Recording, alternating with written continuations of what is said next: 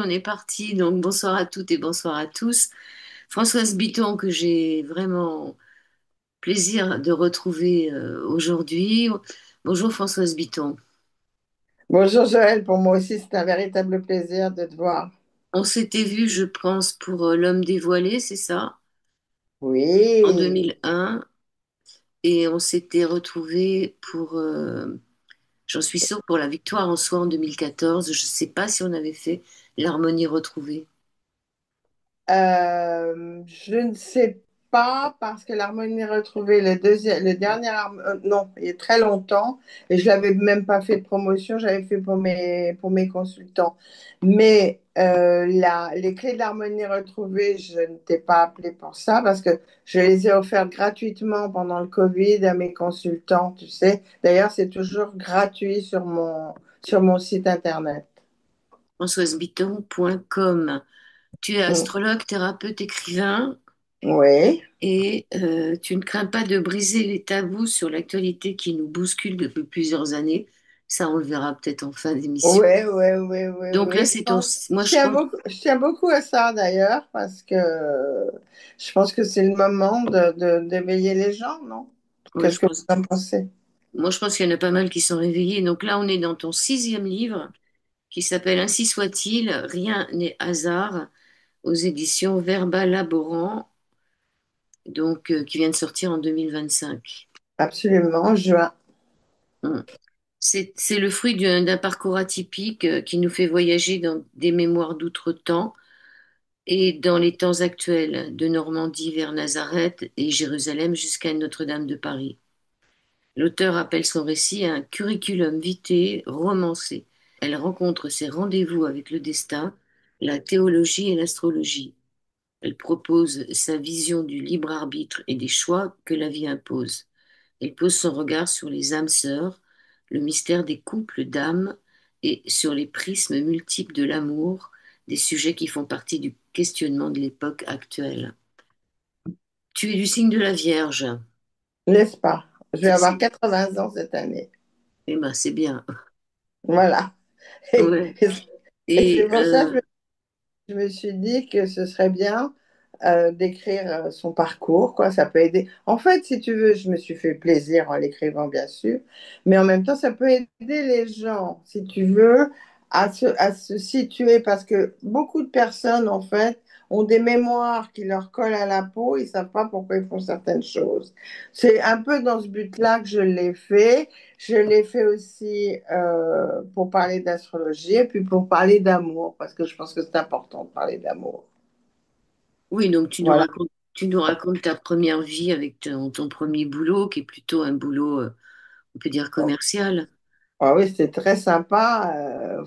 Tu imagines la jeunesse des années 68 Oui, n'a plus rien j'imagine. à voir à ce que c'est aujourd'hui. Bon, tu es certainement beaucoup plus jeune que moi, mais néanmoins, Pas tellement, hein, pas tellement. ouais, ces années-là, on était vraiment très libre. Enfin, il n'y avait pas enfin, il y avait pas de problème entre les hommes, les femmes. On pouvait se draguer sans pour autant avoir la sensation de se faire violer. Enfin, pour moi, c'était une période très libre. J'ai adoré cette période. On Et s'en je rendait suis... pas compte, mais on s'en rendait pas compte. C'est ça le plus triste, c'est qu'on s'est pas rendu compte que, voilà, on dit que le bonheur, il fait du bruit quand il part. Et en Ouais, fait, si tu veux, même astrologiquement parlant, on le voit, mai 68, enfin, je ne vais pas revenir sur les planètes, mais je peux t'assurer avant mai 68, on était déjà libre. Les gens disent qu'on n'était pas libre, ce n'est pas vrai. Moi, j'avais 20 ans, je suis débarquée à Paris, et franchement, j'avais quand même cette sensation de liberté. Et en fait, c'est un peu pour mes petits-enfants que j'ai écrit ce livre, pour leur dire comment c'était et comment on se fait avoir aussi, comment on est manipulé par des forces qui font qu'on perd beaucoup de sa liberté. Et le plus important pour moi, si tu veux, c'est de garder son autonomie et sa liberté. C'est un peu pour ça que j'ai fait ce livre, tu vois. C'est-à-dire pour leur dire, moi, j'ai été quelqu'un de libre, soyez-le, quoi, malgré les difficultés qu'il y a. mm. Alors, tu as été baptisé à l'âge de 6 ans, tu as quitté l'Église catholique à l'âge de 13 ans. Pourquoi? Écoute, d'abord parce que j'avais un grand-père qui était laïque et qui était un homme extraordinaire qui m'a beaucoup marqué.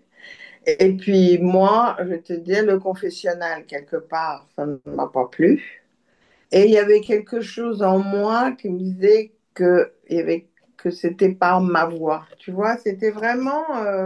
J'étais très influencée, hein, en fait, par mon grand-père qui était libre penseur. Et pour moi, si tu veux, j'avais pas vu toute la beauté, si tu veux, des églises à cette période-là, alors que maintenant je trouve ça magnifique. Je voyais surtout le côté dogmatique. Je me souviendrai toujours de ma première confession où il a fallu que j'invente des péchés, que vous avez péché, donc péché de gourmandise, tu vois. Enfin, donc j'avais trouvé ça d'un ridicule. À l'époque, on allait derrière un confessionnal. Oui, Donc, alors moi, enfin bon, j'ai pas trop ah, connu ça. alors Et, je me suis dit, bon, c'est pas mon truc, quoi. ouais, Et puis, je suis partie en pension aussi. Il y a eu la pension, il y a eu tout ça. c'était une pension catholique, Non, une pension, ou laïque. même une pension, non, non, laïque, mais si tu veux, le fait de couper avec mes amis de catéchisme, si on peut dire, et d'aller en pension a fait une vraie. D'ailleurs, je ne parle pas de cette période de ma vie, tu vois, entre la pension et mon arrivée et où je suis allée en Angleterre, parce que c'est une période extrêmement complexe. Mes parents étaient divorcés, enfin, j'ai été virée des collèges, tu vois, donc c'est pas la peine. Ce qui était important, c'était ce que j'avais à dire là, mais c'est pour ça que ça fait pas partie du livre, tu vois. J'ai préféré prendre des morceaux choisis de mon livre. Pourquoi? Parce que je pense que c'est pour susciter l'intérêt des gens. J'avais pas envie de faire un livre de mémoire, tu vois, où j'ai eu une jeunesse quand même un peu perturbée et Alors, un peu perturbée. à un moment, tu entends cette voix qui te dit le judaïsme est le miroir de ton origine, il faut y aller. Quand tu en parles à ta grand-mère, elle te dit que tu étais une mauvaise chrétienne et que tu seras peut-être une bonne Oui, juive. C'est fou cette oui, tout histoire. à fait. Oui, oui, non, non, mais c'est incroyable parce que, bon, faut dire que ça, c'était la grand-mère bigote du côté de ma mère, parce que j'avais mes autres grands-parents qui étaient archi-laïcs, tu vois, donc directeur de lycée, libre penseur, si tu veux, mon grand-père était un homme extraordinaire, euh, chef d'orchestre, enfin bon, c'était un personnage comme il y en avait parfois dans le temps dans certaines villes, tu vois. Et j'avais une autre grand-mère, si tu veux, qui, elle, était bigote et qui ne se... Enfin, que je ne voyais pas beaucoup, parce que j'étais toujours avec les autres, en fait. Et donc, mon parcours a fait que tu as vu, je fais des rencontres et tout ça. Et c'est vrai que j'ai été euh, interpellée par le judaïsme comme si c'était quelque chose qui faisait partie de moi. Mais ça, je l'explique, si tu, ça se comprend quand je parle des mémoires dans mon livre.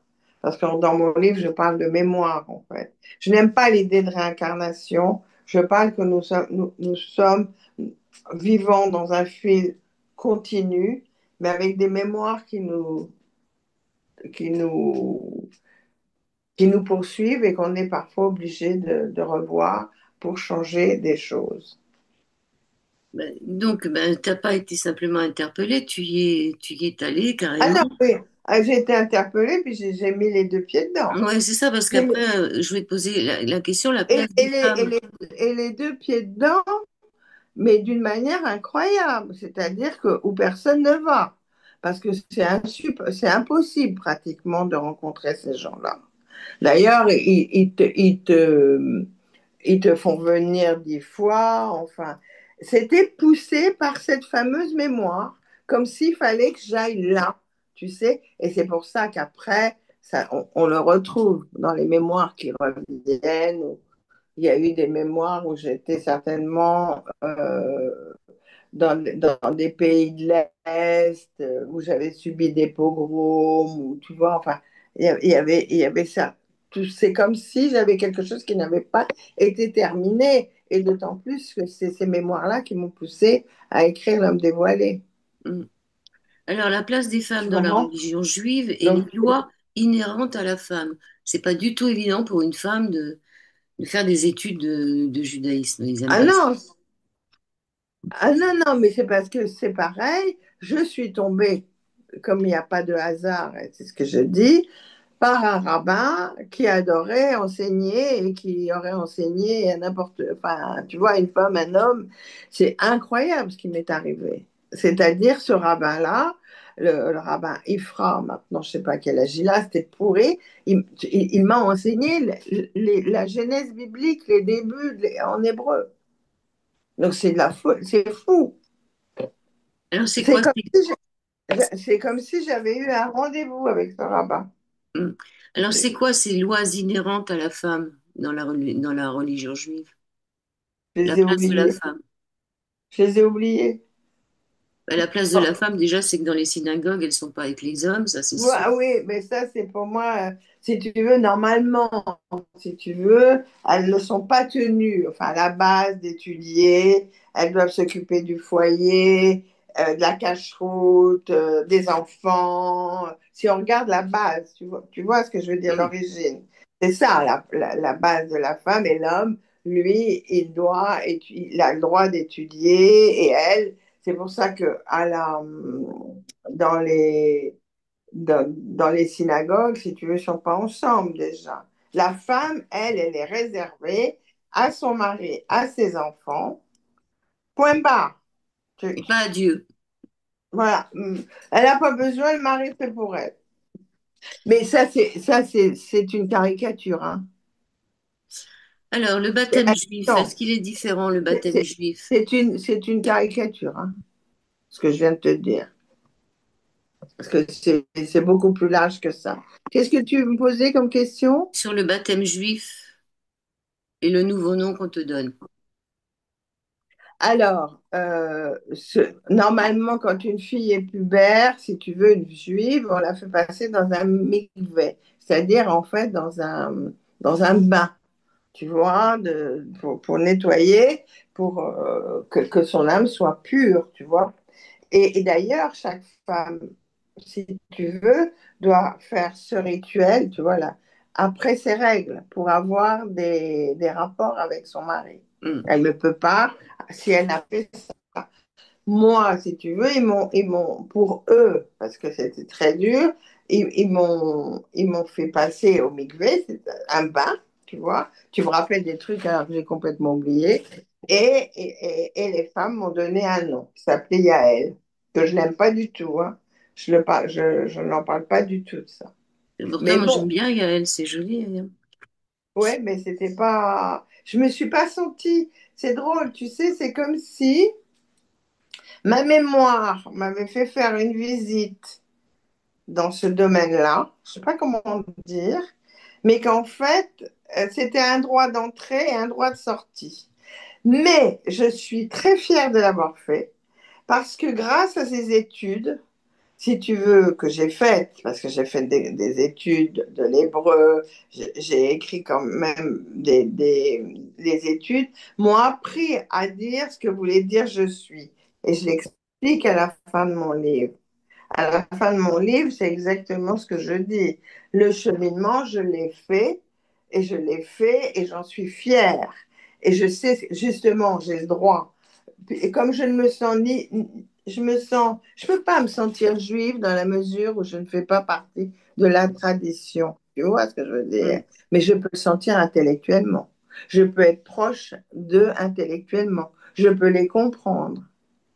Mais Oui, je ne suis pas et ça t'a permis de faire le lien entre Dieu et la Genèse et d'écrire ce livre. absolument, et d'avoir une autonomie et de devenir presque, de devenir ce que je n'aurais pas été si j'avais pas fait tout ce cheminement. Par contre, judaïsme et astrologie, ça marche pas trop ensemble. Sur le judaïsme et l'astrologie, le judaïsme et l'astrologie fait partie du judaïsme, mais de la Kabbale. Les kabbalistes utilisent l'astrologie. L'astrologie est plus ancienne que le judaïsme. Tu rencontres une astrologue, l'astrologue Lily, qui te dit vous avez dû vous connaître dans des vies antérieures, parce que tu lui posais une question sur sur un homme. Donc, elle te dit, vous avez dû vous connaître dans des vies antérieures, et c'est aussi dans le livre, ça, c'est-à-dire le fait de retrouver des gens qu'on a connus avant. Oui, Et quand tu as commencé à devenir astrologue, dans tes premières séances, tu t'es rendu compte que les gens, ils venaient chercher plutôt de la voyance. absolument. Ouais. Est-ce que c'est toujours comme ça en 2025? Non, pas chez moi. Parce que si tu veux, on crée sa propre clientèle. Tu sais, ça fait quand même plus de 40 ans que je suis astrologue. Donc, tu vois, hein, imagine, c'était en 1980 quand j'ai commencé. Donc, tu vois un peu le temps. Ça fait même 45 ans maintenant. Et maintenant, et après, non, j'ai eu vraiment des gens qui cherchaient à se connaître ou pour leurs propres affaires, voir la période, si elle était bonne ou pas bonne, tu vois, enfin, c'est plus pour aller à la connaissance d'eux-mêmes. C'est ce que j'explique dans mon livre. En fait, un thème, il est unique. Donc, il m'arrive aussi parfois d'avoir des éclairs de voyance, tu vois, mais je leur dis. Mais si tu veux, c'est pas le but. Parce qu'en fait, le but d'une consultation, c'est en fait que je sois miroir, tu vois, pour eux, en fait, et que je leur donne des informations, mais qu'eux connaissent au fond d'eux. Tout le monde connaît au fond de lui, tu vois. Et ça vient pas de l'extérieur, c'est l'intérieur. Ce que j'ai bien aimé, c'est qu'à un moment, vous essayez de calculer le jour, la date et l'heure d'un accouchement par césarienne pour définir l'horoscope d'un bébé. Et finalement, le bébé, il décide de sortir avant. Donc, Ah, donc c'était pour ma deuxième fille, ça. ouais, il décide de Ouais. sortir avant. Donc, on peut pas, c'est pas, le fait d'accoucher par césarienne, est-ce que c'est bon pour l'astrologue, pas pour l'enfant qui finalement. Alors là, ça, je te dis franchement, je ne sais pas du tout. Tu sais, c'est qu'il y a peut-être un accord entre l'âme de l'enfant, enfin du natif, et la mère ou les médecins. Tu vois, je pense que dire bon, mauvais, je crois que c'est pas aussi simple que ça. Moi, je sais que ma première fille, si elle n'était pas venue par césarienne, d'après ce que m'avait dit le médecin, il y aurait eu des gros problèmes. Mais là, c'était quelqu'un qui essayait de définir la date de la césarienne pour justement arriver à avoir le meilleur thème possible pour Ah ben, l'enfant. c'est moi. Ah, c'est toi. Ah, c'est moi. T'avais C'était défini pour, l'heure, d'accord. c'était pour ma fille, puisque en fait, on savait que c'était pour telle date à peu près. Et donc, avec le chirurgien, c'était très amusant parce que je le connaissais bien, je l'aimais beaucoup. Et je lui ai dit, écoutez, j'aimerais bien qu'elle naisse entre telle heure et telle heure. Tu penses bien qu'elle n'est pas née à l'heure que j'avais demandé parce que l'anesthésiste était en retard. Tu vois? Donc, c'est un clin d'œil du destin, en fait. C'est Donc elle drôle. est née plus tard. Oui, Ouais, c'est ça. C'est pas ce que j'avais compris. Bon, c'est pas grave. Euh, oui, plus tard. Oui, oui, plus tard. alors tu parles d'un moment où tu n'étais pas en forme et tu dis que il y a une période où tu ne priais pas. Tu ne voulais plus prier. Pourquoi? Écoute, moi, je vais te dire, j'ai été très gâtée par la vie quand j'ai commencé à être astrologue. D'abord, j'ai eu beaucoup de chance de faire des rencontres, malgré tout, qui m'ont mis le pied à l'étrier. Tu vois, que ce soit des médecins, d'ailleurs, j'en parle d'ailleurs d'une femme qui s'appelle Gabrielle, qui a été vraiment un moment vraiment très, très importante, et d'une autre fille dont j'ai changé le nom parce que je n'avais pas envie de mélanger, qui est Ariane dans mon livre. Et ces deux personnes, en fait, m'ont permis tout de suite d'accéder à une clientèle de haut niveau, enfin, qu'on pourrait dire de haut niveau, c'est-à-dire des gens qui avaient plutôt du fric ou qui étaient dans la société, tu vois ce que je veux dire. Mais au bout d'un moment, je ne me suis pas sentie légitime. C'était après la naissance de ma deuxième fille. Pourquoi? Parce que ces gens avaient plus. En fait, c'était pas une vraie recherche à l'intérieur d'eux qu'ils cherchaient. Ils cherchaient plutôt le côté voyant et le côté réponse à l'extérieur d'eux-mêmes. Tu vois ce que je veux dire? Donc, moi-même, j'ai commencé à. Tu sais, comme tout est une question de vibration, d'énergie, j'ai commencé moi-même à peu pouvoir bien répondre à leurs demandes. Et la fille qui me les envoyait commençait à m'en envoyer moins, tu vois. Et donc, je me suis retrouvée avec à vouloir vraiment passer par une période où j'ai dû réapprendre l'astrologie, vraiment. Alors qu'avant, je l'avais de mémoire, je la connaissais, mais je ne trouve pas que je l'avais vraiment apprise. Et tu parles de la gauchitude. T'es Oui, parce que gauchère. ouais, ouais, je suis gauchère contrariée. Ouais. Tu penses que Ouais. c'est vraiment. Je pense qu'il y en a de moins en moins maintenant. Non, mais à l'époque, c'était Ouais, grave parce que ouais. moi, mon grand-père m'a écrit, m'a attaché. Si tu veux, dans mes mémoires, c'est extraordinaire. Parce que mon grand-père m'a attaché la main gauche derrière le dos, tu vois.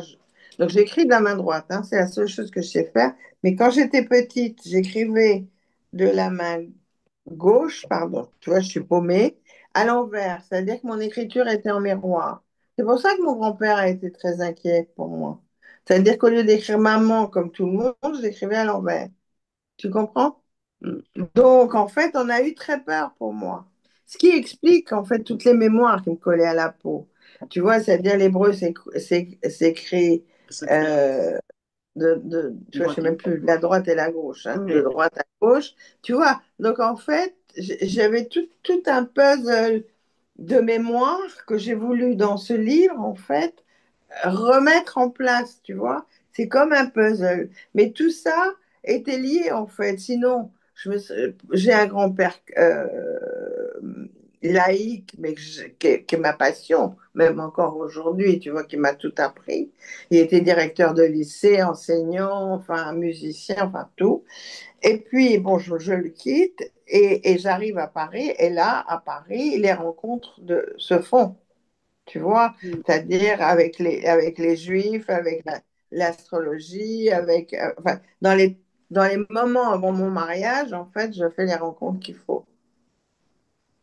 Alors, à un moment, tu parles du libre arbitre et tu cites ce que dit l'oracle à Néo dans le film Matrix. Tu n'es pas là pour faire un Mm. choix.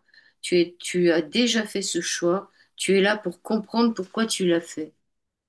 J'aime bien finalement cette histoire-là. C'est beau, hein? Mm. Oui, parce qu'en fait, si tu veux, c'est assez lié à notre choix d'incarnation. Finalement, quand on vient au monde, on sait pourquoi on vient. On sait qu'est-ce qu'on a choisi. On le sait. Donc, et donc, en fait, on choisit telle expérience, si tu veux, telle rencontre, parce que ça, je sais, et telles expériences que tu dois faire.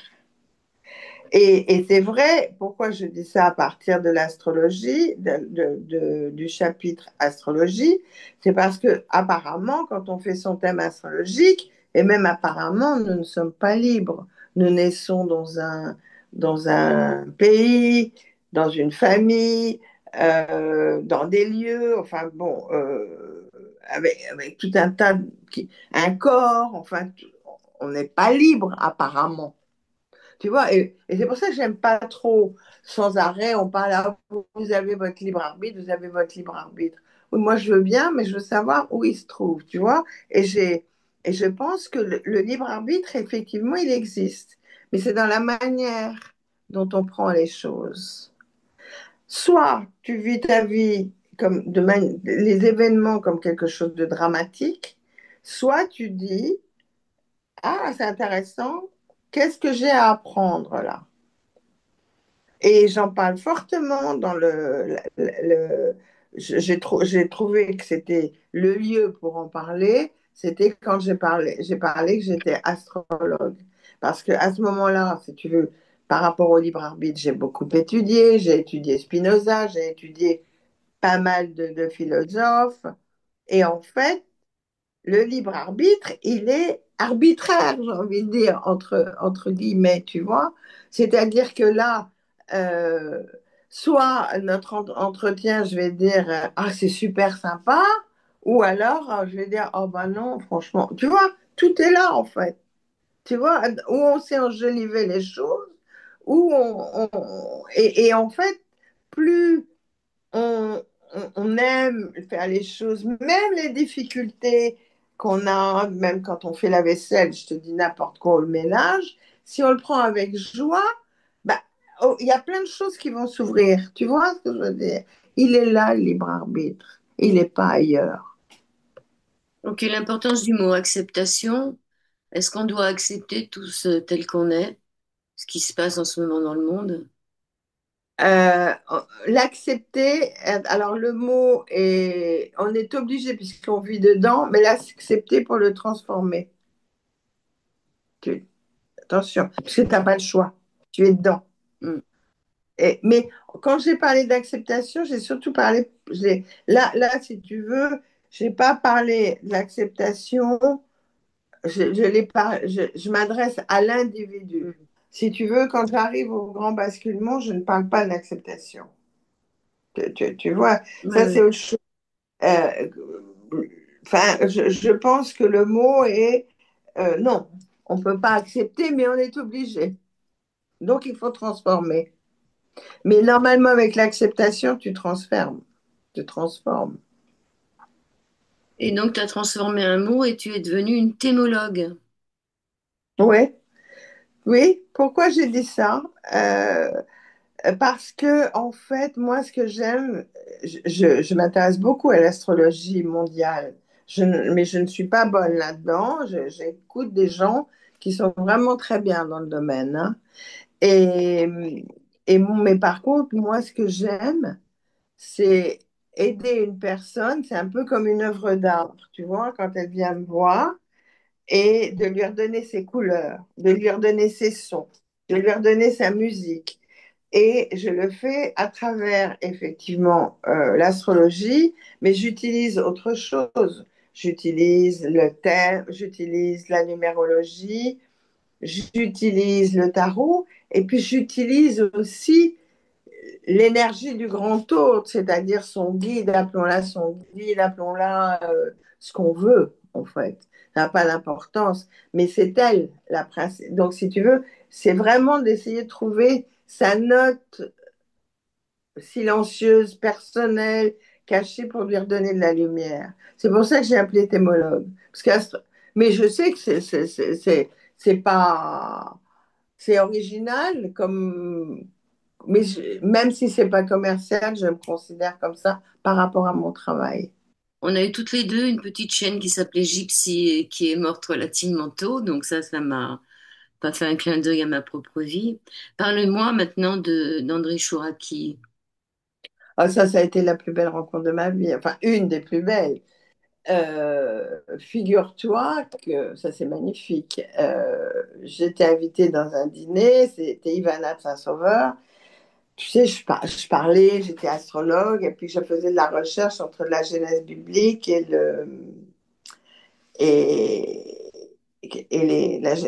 et l'astrologie. Et elle me dit, comme quoi le hasard n'existe pas, oh là là, vous devriez rencontrer André Chouraki, je suis sûre, c'est l'homme des trois religions, des trois mondes, je l'ai rencontré, c'est formidable. Et le lendemain, je la revois quelques jours après, je dis le lendemain, mais elle m'offre le livre d'André Chouraki, L'amour fort comme la mort. Et moi, je tombe complètement en admiration pour cet homme. Il devient mon maître, enfin mon maître à penser, je ne le connais pas, hein. Et puis je vais acheter donc sa traduction, la Genèse biblique, et je travaille sur sa traduction pour faire mon livre L'homme dévoilé, le zodiaque et la Genèse en miroir, et celle d'Annick de Souzenel aussi. Et que tu as dû rencontrer aussi Annick de Souzenel, Oui, je crois. oui. Bon, mais enfin, c'est. Et je donnais à l'époque des cours d'astrologie, et puis une de mes élèves me dit, vous savez, André Chouraki vient donner une conférence à Neuilly avec un prêtre, avec un musulman, enfin, et ce serait bien que vous y alliez. Et moi, qu'est-ce que je fais? C'est poussé par la force. J'y vais. Et là, à un moment donné, il sort dans l'allée. Et je sors, moi, de ma chaise et je vais le voir et je lui dis bonjour, monsieur. j'aimerais beaucoup vous envoyer le manuscrit de mon ton petit chat, de mon travail, euh, de mon travail sur l'astrologie et la Genèse biblique. Et il me regarde droit dans les yeux et il appelle sa femme et il dit, Annette, tu peux donner notre adresse à à Jérusalem. Je prends l'adresse. J'étais en fin hein, de mon travail. Je rentre chez moi complètement folle, enfin, et je dis à Victor, bon, bah, je vais envoyer à Chouraki mon manuscrit. Et lui il me dit, bah non, parce qu'il me dit, ton livre n'est pas fini, il faut que tu lui envoies quelque chose de très correct.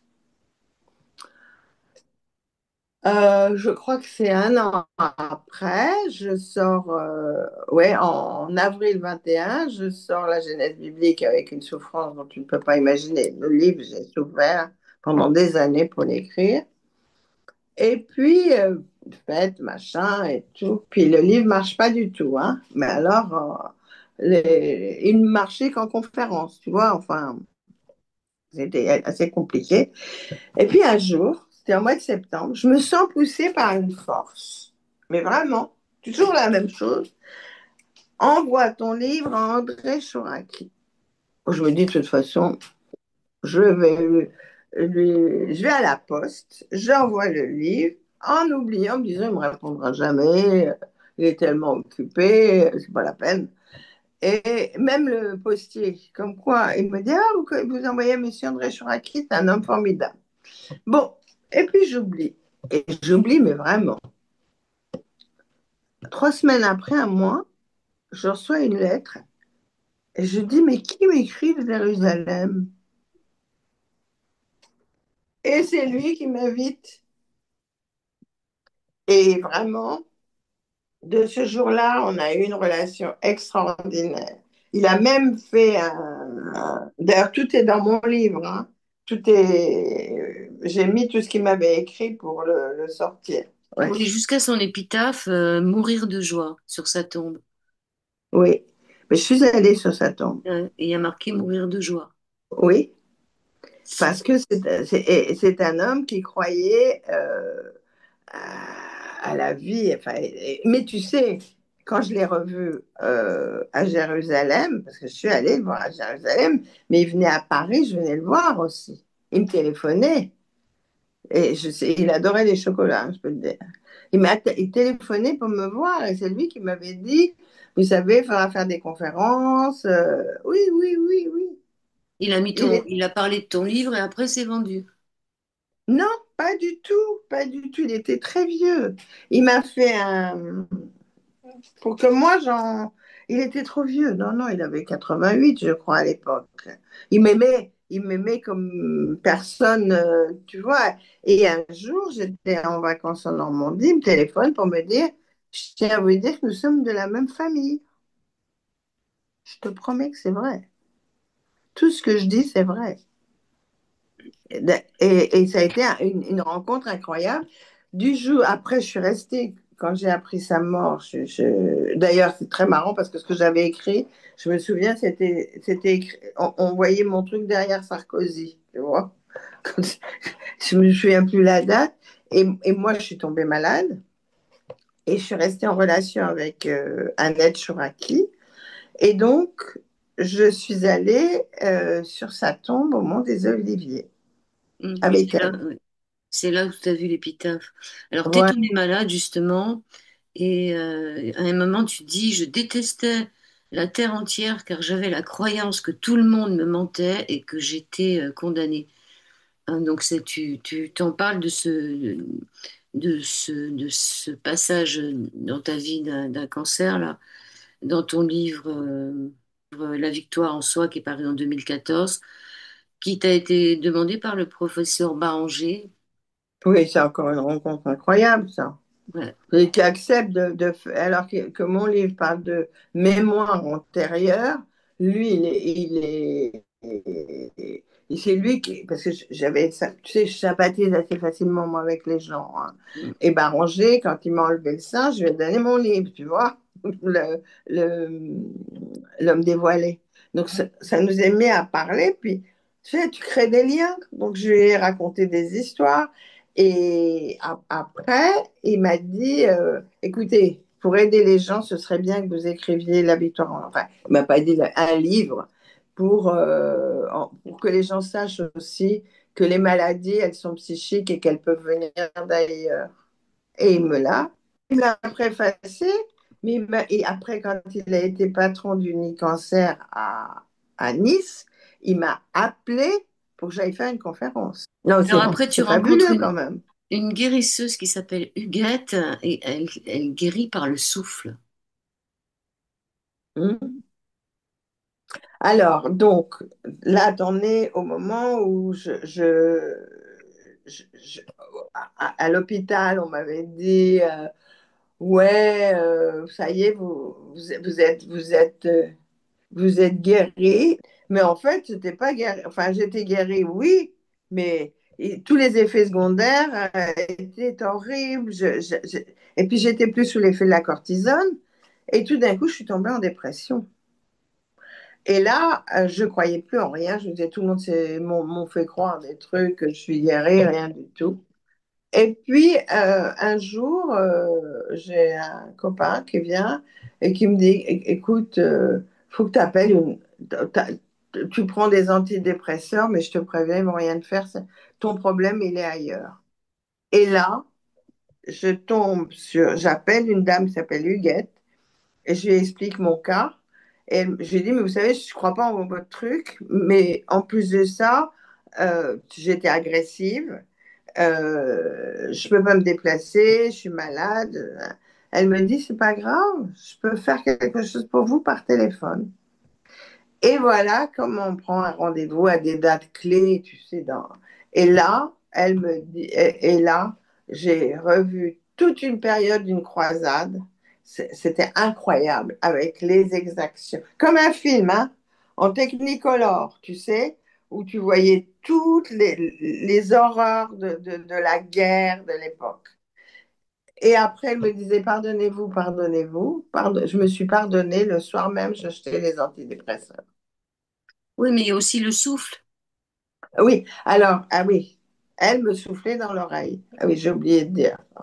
En fait, la manière dont elle soufflait, si tu veux, faisait appel à des mémoires qui étaient accrochées à moi et elle faisait appel à des mémoires.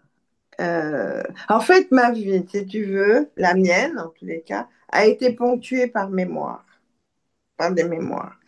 Et tu vois bien que je commence mon livre par je suis mort en juillet 1939. D'accord? Mm. Et je suis née, donc il y a plein de symboles. Et ça, je l'ai retrouvé à la fin de mon livre. Je l'ai ramené sur la fin de mon livre. Donc, si tu veux, j'ai été toujours quelqu'un, mais je suis pas la seule.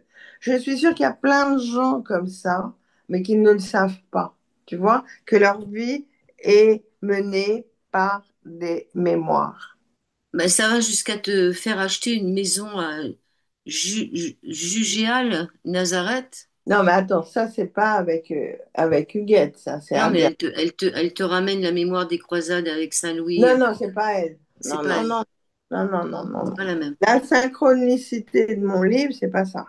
C'est-à-dire que la première, parce que si tu veux, il y a eu la première histoire où ma grand-mère vient me voir en me disant la mort n'existe pas. Après, je rencontre une autre femme qui s'appelle Gabrielle, je ne sais pas si tu te souviens, Oui, dans mon livre, qui me annonce que je vais avoir déjà la révélation d'une première mémoire, initiation reçue des Templiers, 247 croisades Jérusalem, oui. et qu'après, 8 ans après, je me retrouve, si tu veux, à acheter une maison sur la route des croisades, Mm. qui a duré 8 ans. C'est Ça tout t'a ça, ouais, ça t'a pas fait de la peine de la revendre, cette maison? pas du tout, parce qu'elle était très lourde. Et moi, tu sais, je m'accroche pas au passé, jamais. Alors tu écris à la page 141, je n'ai en aucun cas la prétention de détenir un savoir, je témoigne seulement d'un vécu. Je voudrais ajouter qu'il n'est pas nécessaire d'avoir la connaissance de réminiscences d'un passé antérieur pour comprendre la maladie ou les difficultés que l'on traverse.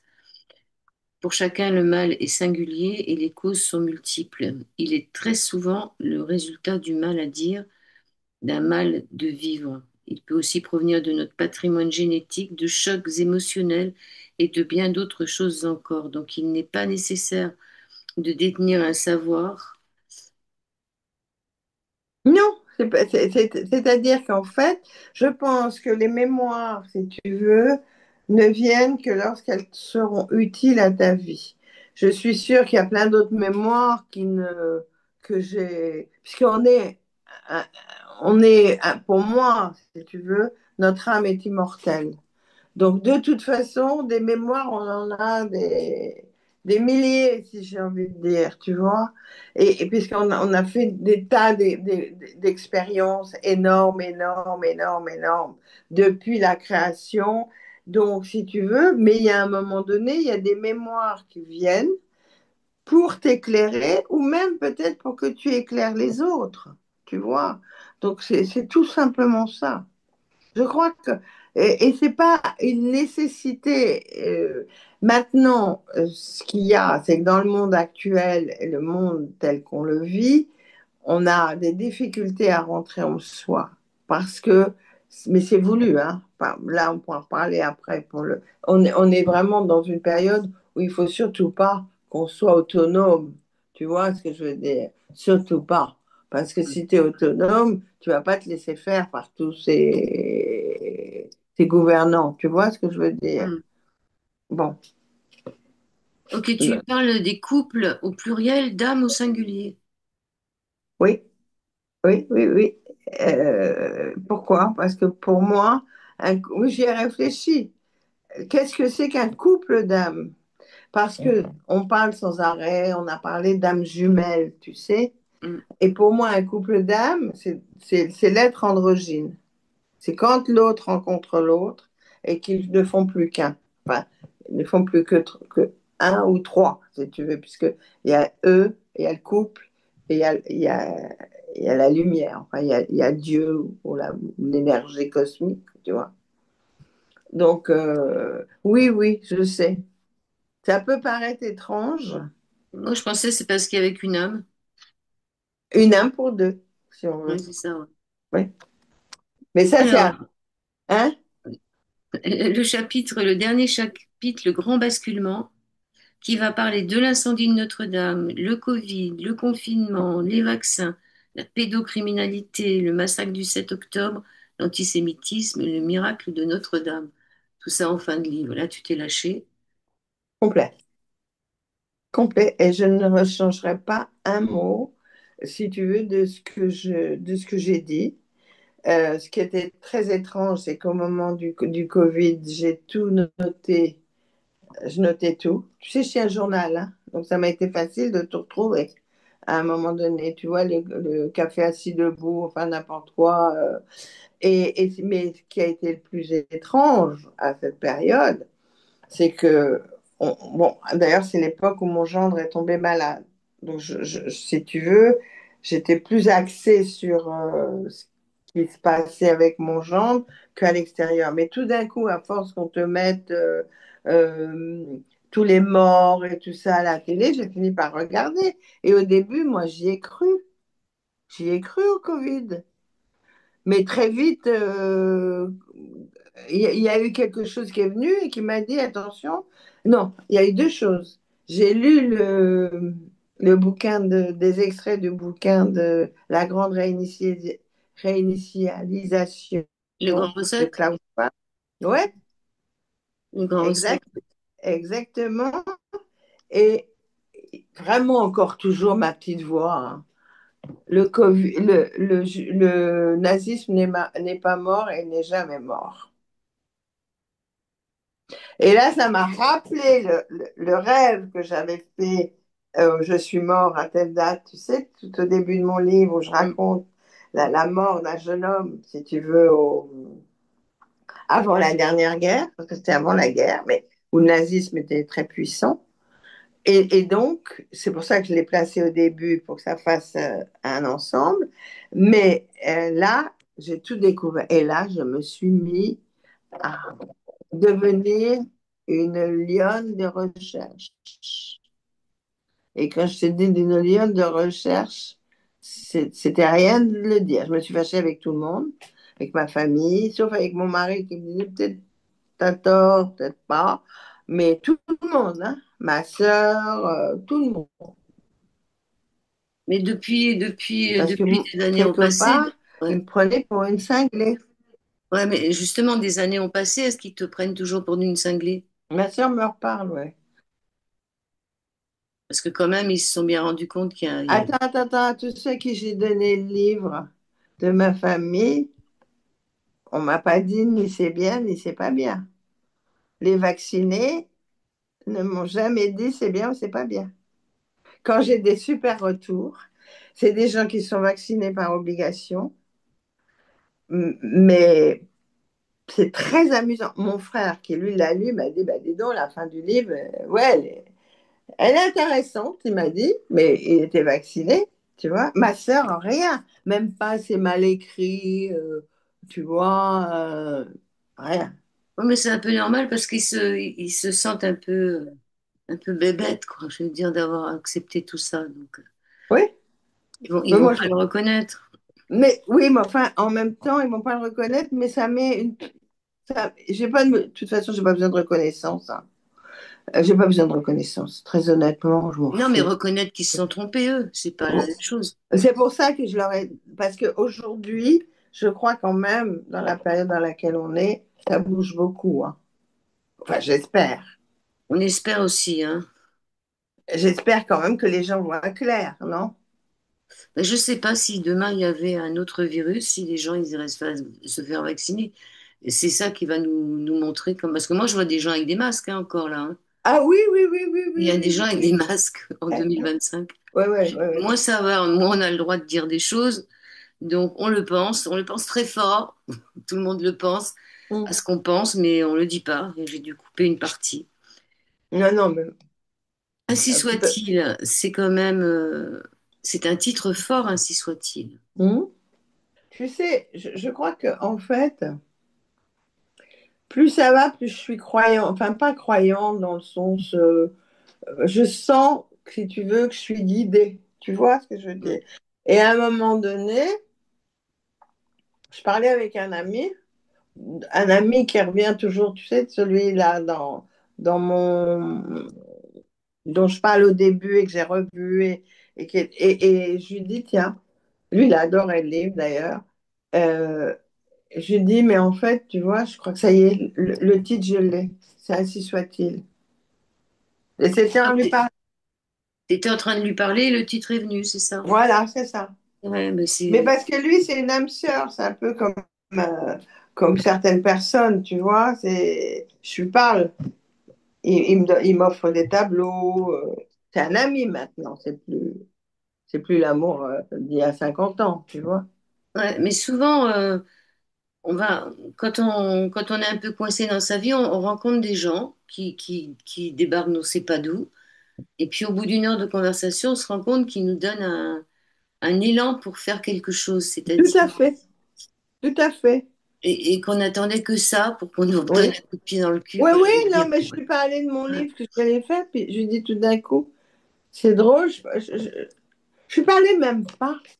J'étais en train de lui écrire, ou il venait de m'écrire un truc, ou me montrer un tableau. Pourquoi? Parce que qu'est-ce qui se passe avec cette personne? Il me montre tous ces tableaux avant de les... et je lui donne des points de vue. Et il a dû...